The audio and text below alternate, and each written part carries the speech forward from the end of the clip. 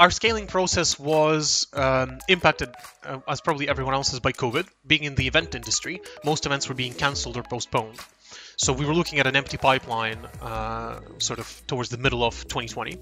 And we had to add a little bit of extra tech to our existing solution. So we were delivering technology for live face-to-face events before, and we added the ability to have meetings and sessions happen online, essentially, to our platform. And that brought back a lot of the customers who didn't know what they needed to do. That actually positioned us as a leader in the market in terms of what can be done. We were in a situation where we were taking a huge number of demos every day, and we had to scale our team rather quickly. We've grown from about 20 people to about 60 now over the course of a year, and our revenue has actually gone up. It's grown 480% again over the space of 12 months.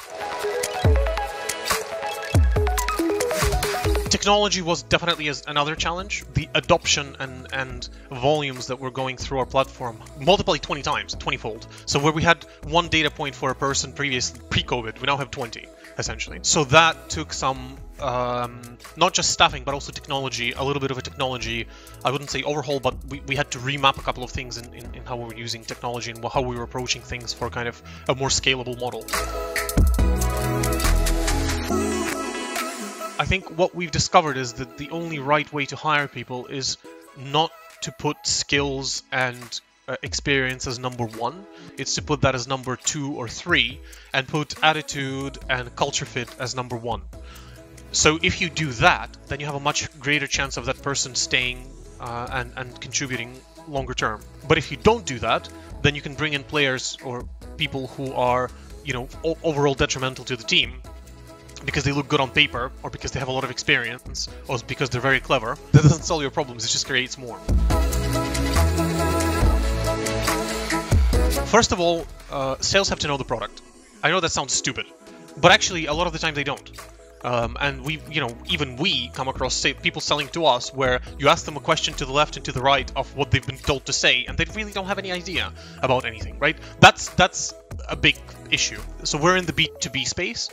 So it's not a B2C sale, so for us it's extremely important that the sales team is knowledgeable. Having enough leads in the funnel, having a good enough team to take care of those leads. If you think about the life cycle of a company, every company starts with a very small group of people who start that company. Generally, we're talking about 2 or 3 people. And those 3 people actually set the tone quite a bit. I think one of the key things is for those 3 people, or 2 or 3 people, for the founders to participate in the recruitment process from the beginning. As soon as you have somebody who was hired by the founders doing this, you're kind of a degree removed from building culture. But if you're 2 degrees removed, for example, you let a third party recruit for you, I think that's a recipe for having a mishmash and a culture clash within the company. So I think, as much as it sounds strange, it's kind of trying to keep as much control, maybe is the wrong word, but kind of trying to keep as much control on recruitment as a founder as you can, to make sure that any of the people that come in at least pass some kind of approval with you or with one of the founders. Have the right team in place, and you can cut the rest out. But it's all about sharing responsibility and being able to let go of things. If you can't do that, and if you don't have people who are effective at doing that, then you will ultimately fail, because everything will be locked in on specific individuals. That's the biggest scaling problem. Try and divide responsibility rather than trying to keep everything to yourself.